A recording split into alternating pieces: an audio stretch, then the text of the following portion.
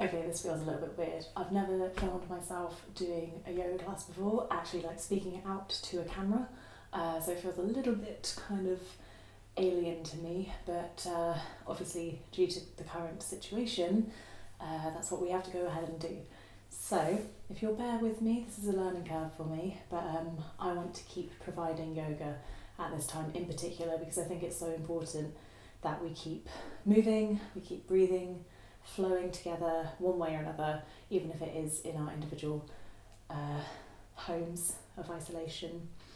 I think it's important for us to all, as I said, keep moving. Breath is something that's incredibly important to keep thinking about throughout our day. We'll be kind of, sat at a desk for a long time, possibly working from home or feeling a little bit kind of down about everything that's going on. Maybe we're playing games and our posture might start to decrease, which means that our breathing will become more stagnant and shallow.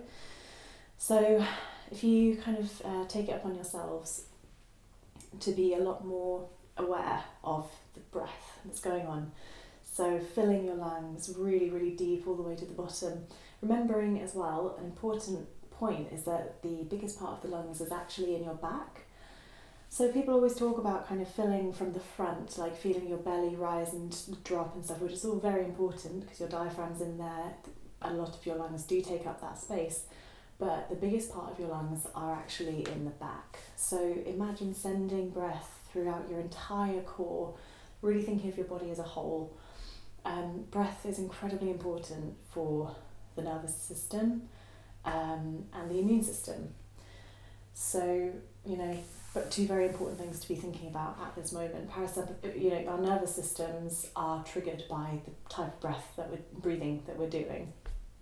If we're taking quite short, shallow, rapid breaths, that triggers the sympathetic nervous system, which is sort of fight or flight mode, gets us stressed, anxiety is through the roof, we start sweating, our body is kind of in panic mode.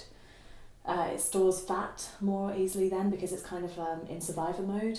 Whereas if you're thinking about your breath and your breathing and you're allowing it to flow through all parts of your body, really conscious breathing, it slows everything down, tells our body that we are in a safe space and we are able to relax. It's good for sleep, it aids digestion. There are just so many benefits. It also massages our internal organs through moving the belly up and down. So yeah, lots of very good reasons to be doing breathing exercises during this time, but particularly while you're doing yoga. So having said that, we will begin our class today with our knees in a cross-legged position, if that is comfortable for you. Otherwise, any seated position is totally fine. If you find your spine arching in a seated position, then perhaps rolling up a towel and placing it under your spine to create length. This just supports a healthy back when you're sitting. So coming to your seated position of choice and resting your palms on your thighs, your knees. Palms can be facing up. Perhaps they come to your chest, feeling the rise and fall of your breath. And you bring your attention inwards, letting go of anything that has happened to you during this day so far, anything that you've got to do, any to-do lists, you just put them out of your mind. Try and shut off from the outside world for the next half hour or so. Feel the rise as you inhale. And the fall as you exhale. Keep on breathing in your own time, being aware that you're not rising your shoulders up in your inhale, but you're actually expanding through your chest, and then as a kind of, almost like a jellyfish movement, you're expanding through your chest, through your ribs, through your belly. And then exhaling, everything contracts. Another nice way of doing that is holding onto your ribs and breathing into your ribs so that you kind of expand through the side of the body. Again, thinking of sending the breath to all corners of your body, not just the front.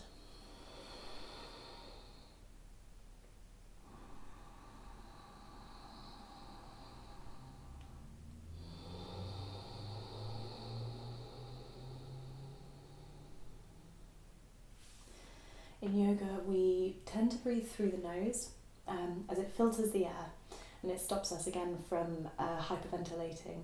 It warms the air up. It's just much more beneficial for when you're doing movements such as you do in yoga. It also allows us to do ujjayi breath, which is a type of breathing, which is where you close off the top of the throat. So it's almost like you're fogging up a window. So with your breath, you go like this. You've got this kind of like closed off bit at the top of your throat, and it sounds like waves hitting the beach, and it's really beautiful. And apart from any other benefits that it may or may not bring to you, the sound is very calming, and I find it quite amazing when you're in a class of other yogis and you're all doing this incredible ujjayi breath, which sounds like the crashing of the wave onto the beach with your movements. It's really quite amazing. Going back to our breath, I'll stop rambling on now. This is the start of the class. Inhaling through the nose. Exhaling through the mouth.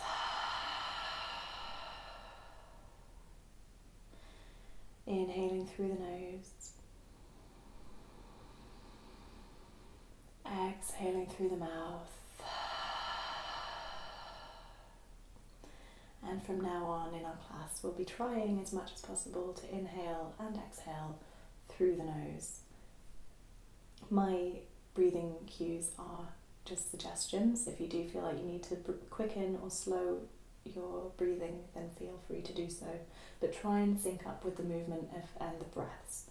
So we're coming into, if we take some neck circles, so coming back into your breath and moving your neck with the breath, just beginning to take really slow, nurturing circles with your neck, going over any points that might need a bit more love today. Perhaps you've slept a bit funny on it, or maybe by being inside so much you're noticing parts of your body are holding more tension than they usually would.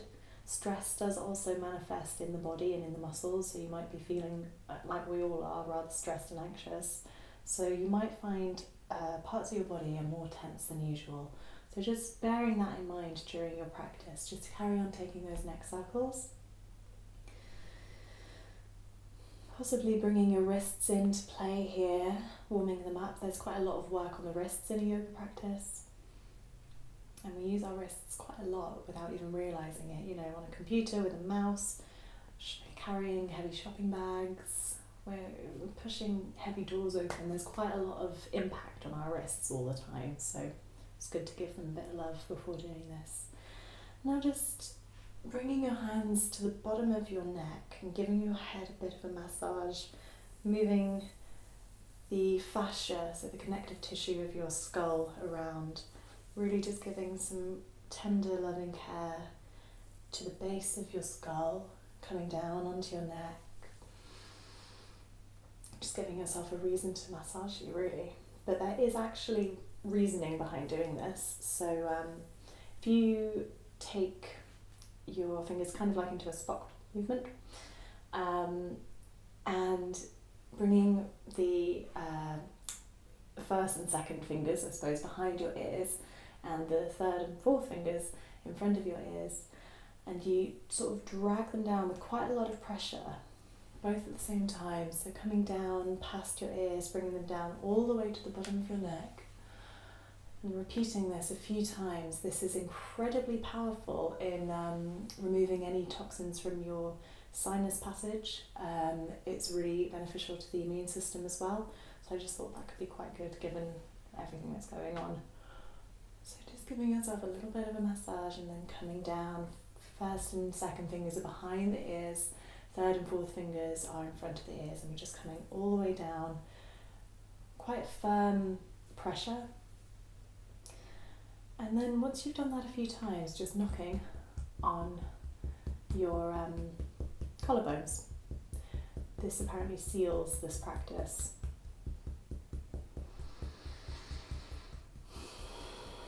Okay, beautiful.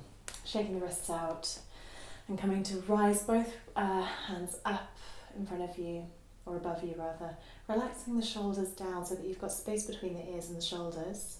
Inhaling to extend through the spine, and exhaling, floating your right hand down to your left knee. So I'm going to mirror you. So right hand down to your left knee and your left arm behind you. I don't have enough space here, but left arm behind you, kind of as a support for your spine, and coming into an easy twist. So as you inhale, you elongate through the spine.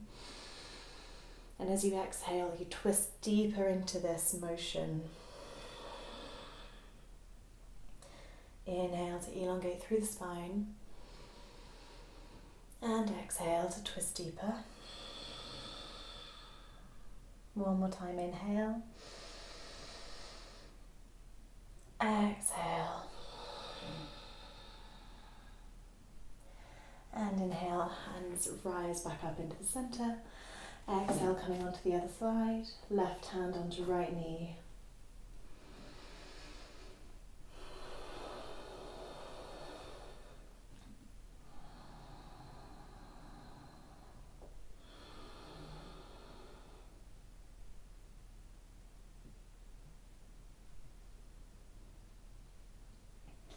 And inhale, arms rise up.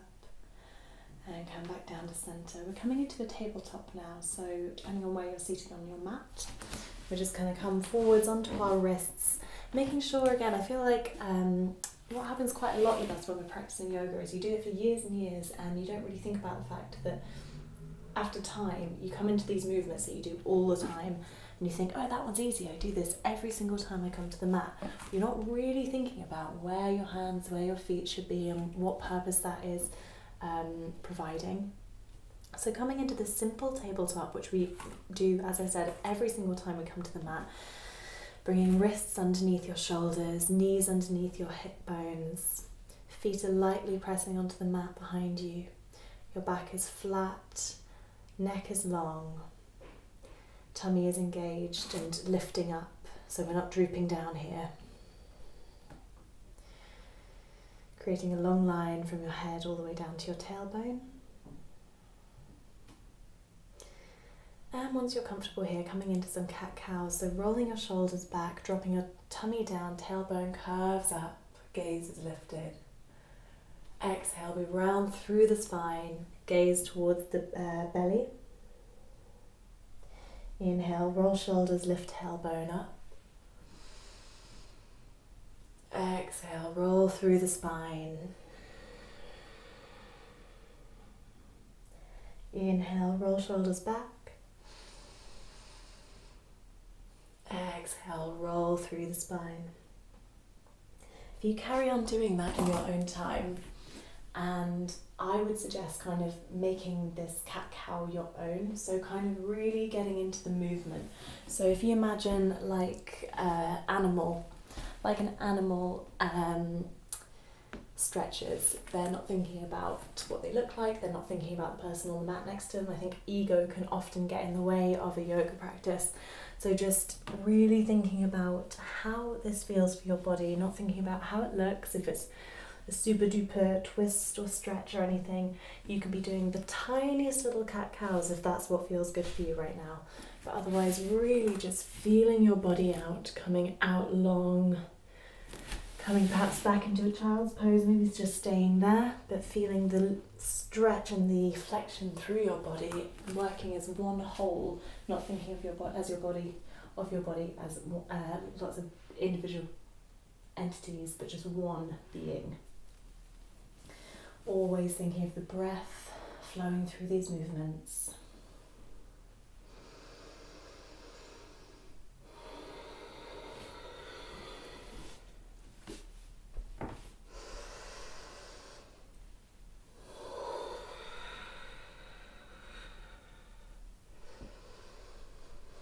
And coming to a stop now, just bringing the feet together, knees wide apart, and pushing your sit bones back to your knees, sinking back into a child's pose. Arms stretch out wide, head comes to rest on the mat.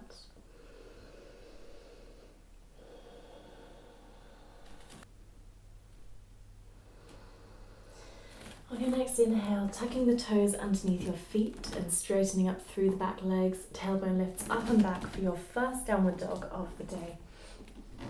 Bearing in mind this is our first one, so it's probably a little bit tight. Just walking it out, not worrying about getting straight legs right away. Thinking about a beautiful long line from your hands all the way through to your hip bones. Imagining the weight evenly distributing through your hands as well, so that you're not dumping everything into your wrists.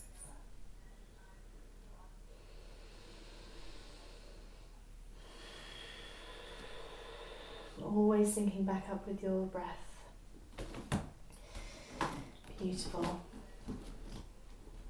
Now, in as creative a way as you like, making your way up to the top of the mat. So you might hop, you might jump, you might step there, or you could take teeny tiny little crisscross steps with me all the way up to meet your hands at the top of the mat, and we will meet in a forward fold. Knees are bent as much as they need to be. Head is heavy, neck is relaxed, hands hang heavy. And as we inhale, we bend the knees, round the back, and vertebra by vertebra we rise up to the top of the mat.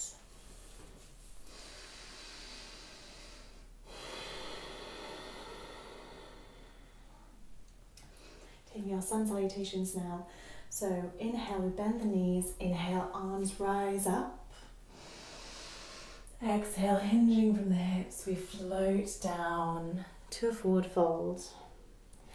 Inhale, hands to shins, flat back with a beautiful wave of the spine. So if we try that a few more times, so exhale to forward fold. Inhale to wave the spine, a wave-like motion, really getting motion in that spine. Exhale, forward fold. Inhale, flat back. Exhale, placing hands onto the mat, stepping back into your plank pose. Lowering the knees down here for a modified chaturanga. Inhale. Exhale, elbows hug into the body and we lower down to the mat. Rolling shoulders, inhale for your cobra. And exhale, pushing up and back through tabletop to your downward dog. 5 breaths here as you walk out your legs, elongating the hamstrings, feeling a stretch. Perhaps it feels different to the first time that we were in this posture today.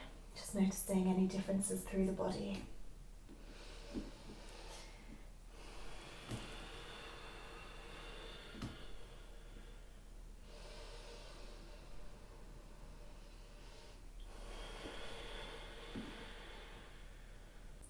This time, picking your heels up high, gazes towards the hands, bending the knees, chest goes towards the thighs, and we hop or step up to the top of the mat.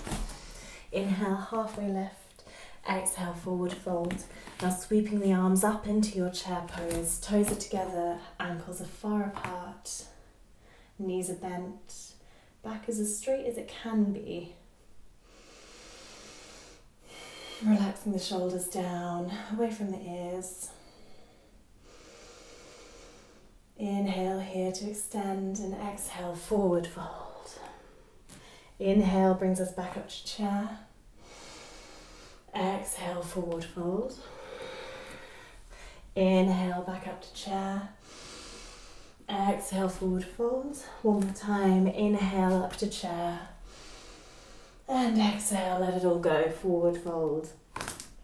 Feet can come a bit more wide apart, sort of hip width distance. Neck is relaxed, head is heavy. If you have the space to do so, then just kind of creeping your hands underneath your feet here for gorilla.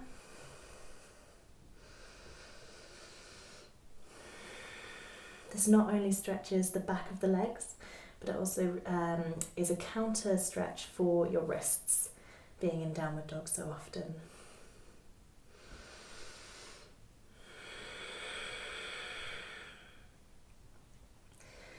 If you're in gorilla, then coming back to a normal forward fold.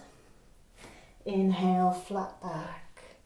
Exhale, plant hands to the ground, step back to plank. And go through your vinyasa, otherwise meeting in downward dog. Inhale, up cobra. Exhale, downward facing dog.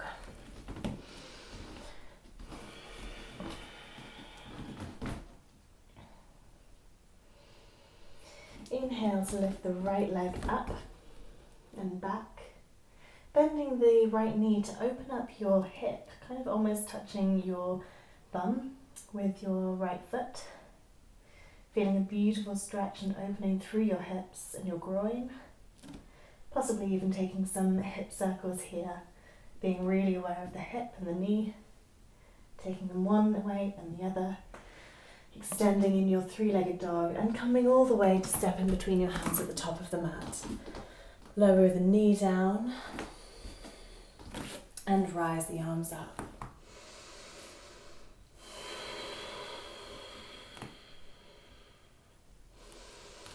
Sinking into the hips. Hips are squaring forward and you should be able to see your toes from the front right foot.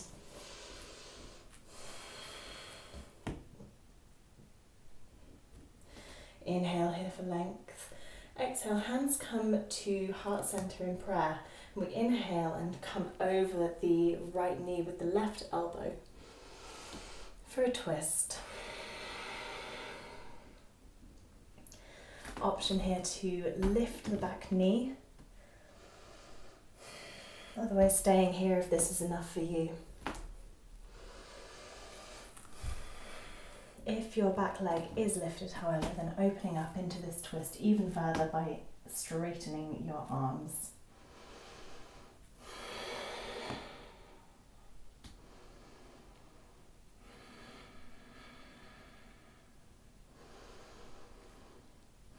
Staying here for one more breath.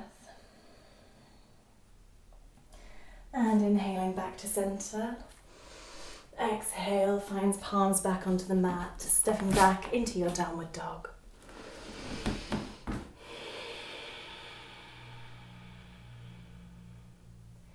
Resting here for 5 breaths.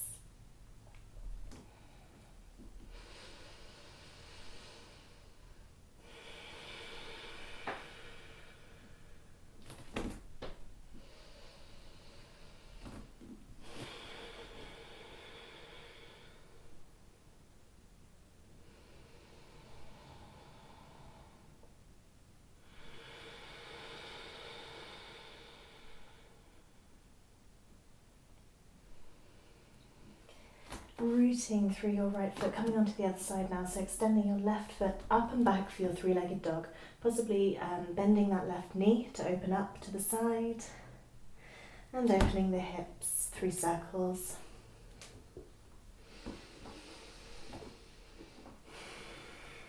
Inhale, we kick back. Exhale, step the foot at the top of the mat in between the hands. Lower the knee. Get comfortable in this low lunge now, feeling a stretch through the front of the right thigh.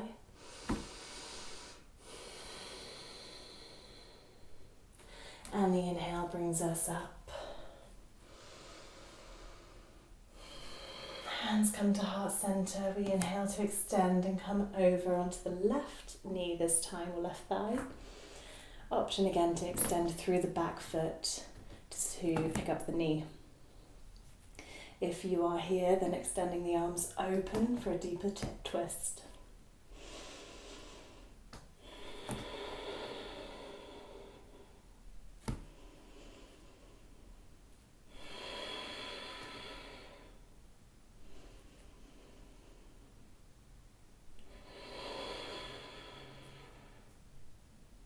One more breath here. And on the inhale, coming back to center. And exhale, palms to the ground, stepping back into your downward dog.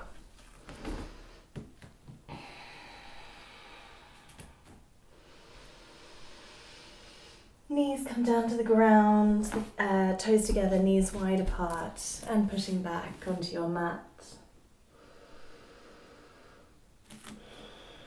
Resting here in your child's pose for a few breaths, letting your breath return to its natural pace. We have 37 trillion cells in our body. That's what we're made up of. And they regenerate every 6 years. The one thing we can be sure about is change. It's incredibly naive of us to think that we could stop change from happening. We currently find ourselves in very scary times, very challenging, but it's important to see these times as an opportunity for us to change. Perhaps this is our moment of rejuvenation as a humanity, as a species. Perhaps this is a moment of awakening. Similarly with yoga, it takes time to change, so we mustn't force our body into positions it doesn't want to be in, whether that's today or whether that's every day you come to the mat. If it just doesn't want to be in that position, then there's no point in forcing it, and it will eventually get there through the different movements that you're doing. Pretty much every position in yoga, every posture is helping you get further along in your practice. Remembering to listen to your own body, particularly when there's not a teacher with you. Really tuning into yourself, being kind to yourself, sending love through to your muscles, to your joints, and being accepting of where you are today. So from your child's pose, tucking your toes under again and coming back into a downward facing dog.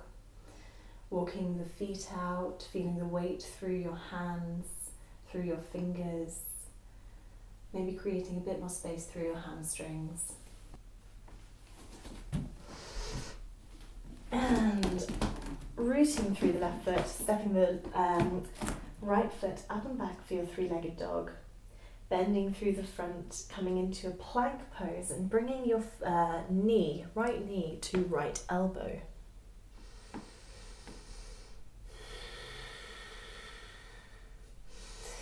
On the exhale, pushing back into your three-legged dog. And on the inhale, bringing knee to nose. Exhale, three-legged dog. Inhale, right knee to left elbow. One more time, back to the three-legged dog. And coming through to step at the top of the mat, coming into a high lunge. So feet are in a parallel position, not train tracks, hip width distance apart. Inhale, rises the arms up. Shoulders are relaxed. Back knee is slightly bent if needed. Front knee is at a right angle. You can still see the toes beyond your knee. And the knee should just be over the ankle. Opening up from here into your warrior two. So your back foot is parallel with the back of your mat. And your front foot is pointing forwards. The ankle of the front foot is kind of in line with the middle of your back foot. Arms are out wide. There's a tendency here to lean forwards or lean backwards. Imagining there's a pole through your core, through your center, keeping you upright. Gaze is over the front fingers.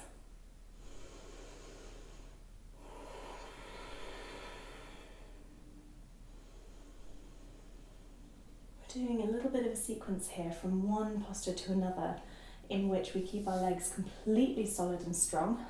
Our legs are staying exactly where they are, it's just our top half of our body that's going to be moving. So coming from your warrior two, keeping your foundation strong, coming into a side angle. Armpit is over by the ear. Bottom hand rests slightly on the thigh. We're not dumping weight into the thigh. We stay lifted, the core is engaged. Neck is relaxed.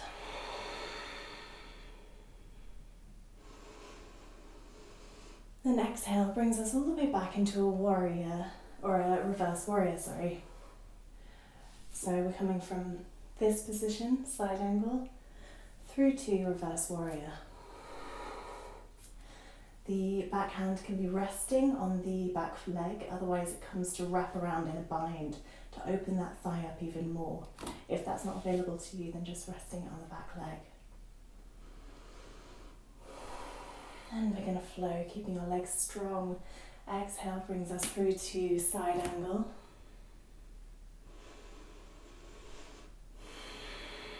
Inhale, reverse your warrior. Exhale, side angle. Inhale, reverse. Exhale, side.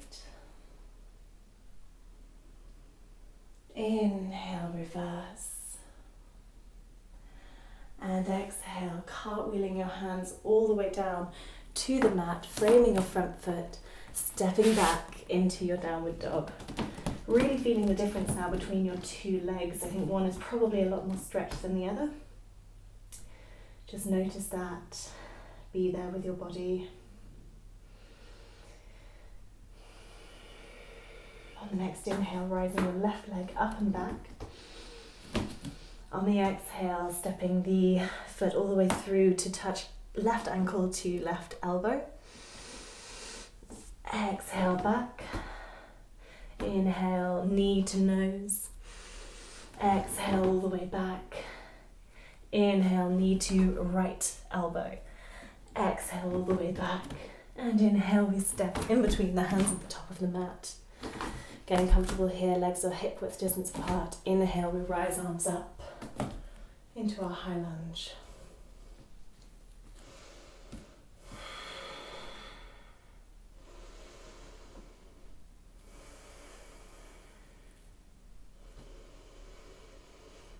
And coming into our warrior two here.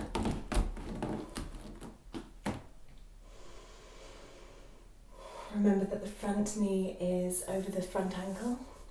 You can still see your toes, gaze is over the left hand. Back leg is really strong here. Keeping the foundations through your legs now, we're coming into that sequence. So, side angle.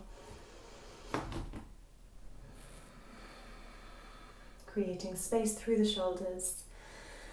Exhale for reverse warrior. Inhale, side angle. Exhale, reverse warrior. Inhale. Exhale, keeping those legs really nice and strong. Exhale, side angle. Inhale, reverse warrior. And cartwheeling your arms back down to the mat, stepping back into your downward dog and coming through your vinyasa if you would like. Exhale, chaturanga. Inhale, upward dog. Exhale, downward facing dog.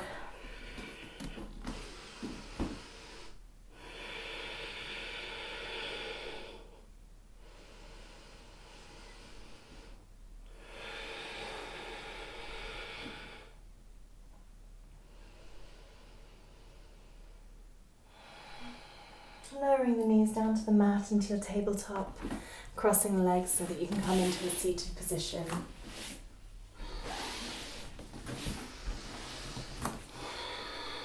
In your seated position, we're going to come and do a few breathing exercises.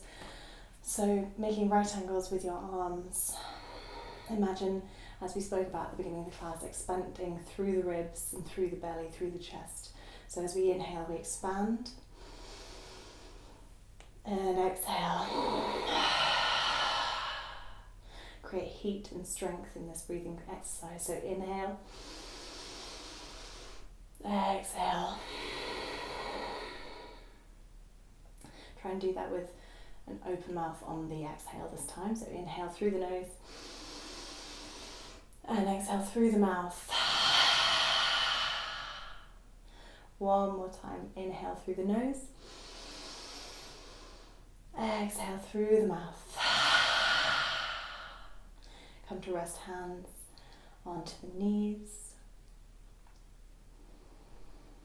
Return to your natural breath.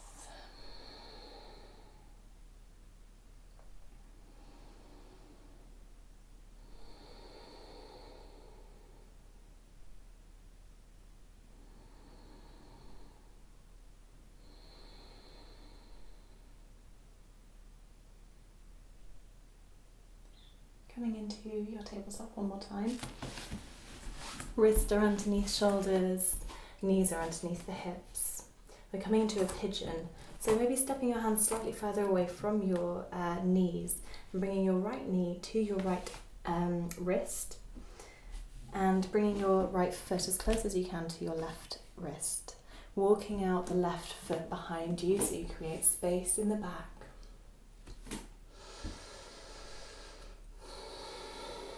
Inhale to elongate the spine, maybe make little strong finger claws if you will. And maybe you're just staying here, feeling that stretch in the groin. If there's any pinching in your knee, either flexing the foot, if that goes away then that's fine, but if not then come out of this position. I'll show you a modification for this in a second. So inhaling through the spine. And if you want a deeper stretch, then exhaling, we slowly lower down to the forearms, possibly even lowering our head down to our palms or to the mat. Resting here for 10 breaths. And if you would like a modification for this particular stretch, we're just stretching the hip flexors and the outer thigh in this one, so you can actually do it on your back. So if you come to lie on your back on the mat and bring your knee into, or your right leg into a sort of figure 4. So you cross your right foot over your left thigh and just thread your hands through the gap between your right and your left legs and bring them in towards you. This is basically pigeon but on your back, so supine pigeon, which is exactly what we were doing on our fronts. So staying here if pigeon was too much for you. And for everyone else, we are here. Taking 5 more breaths in this pigeon posture, sinking deep into your mat. Feeling the mat cradling your body. Relaxing shoulders and adjusting deeper into this posture as your muscles slowly allow you to.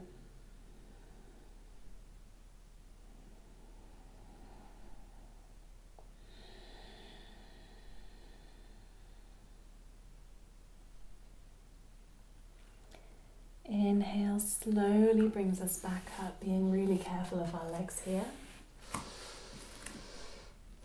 Gingerly walk back your left leg into your tabletop pose to meet the right leg back together, coming onto the other side now. So a bit of a wider tabletop here, bringing your left knee to left wrist and left foot kind of edges towards the right wrist. You might notice a difference on this side. We're always different on both sides of our bodies. Walking our right leg out behind us, inhaling and exhaling brings us deeper into this beautiful stretch. Again, taking a supine pigeon if this is too much on your knees.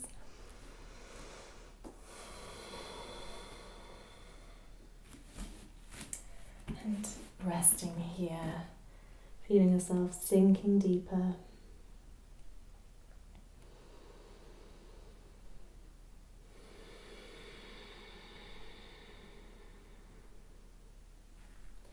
If you have a block at home, it might be quite nice to put this under your sit bones for support of your hips.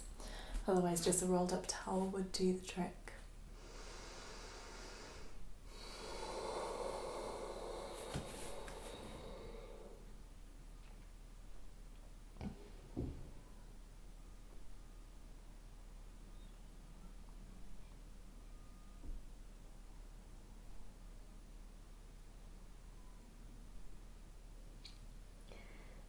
Inhale slowly brings us back up. Walking hands towards the leg, bringing the back right leg in towards you and slowly coming out of this pose. Feeling your body out, feeling how different it feels from the beginning of the class.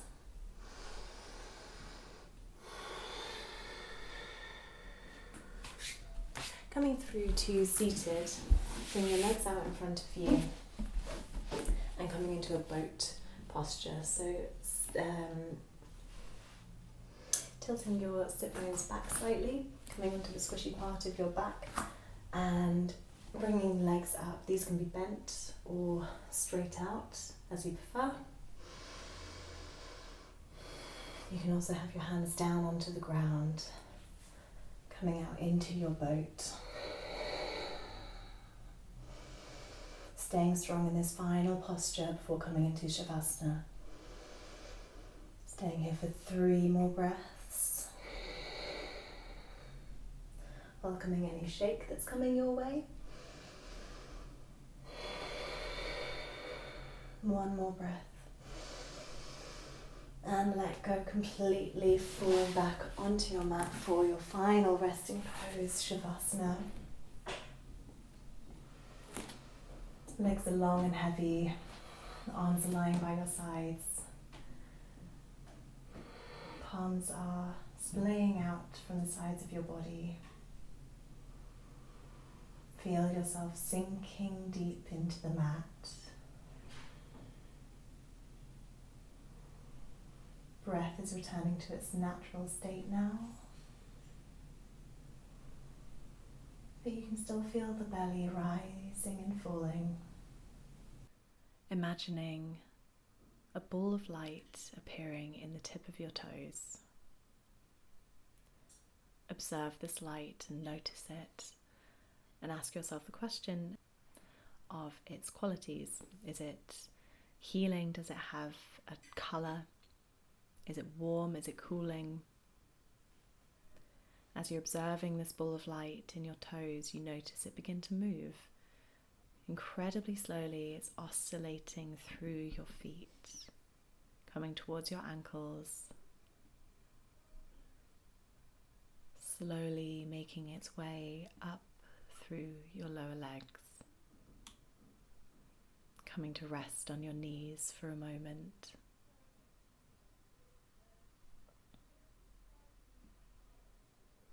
The ball of light begins rising up through your thighs. You can feel it passing through your hips, up through your core, past your stomach, and it comes to rest on your chest. You can feel the weight of it on your heart.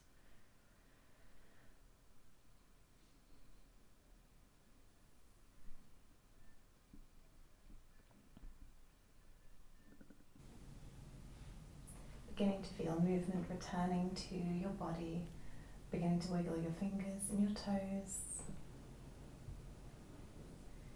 Taking any stretches you feel you need at this point, maybe rising your arms above, stretching above your head. And in your own time, coming to lie on your side in a fetal position. And slowly, with care, coming up to seated.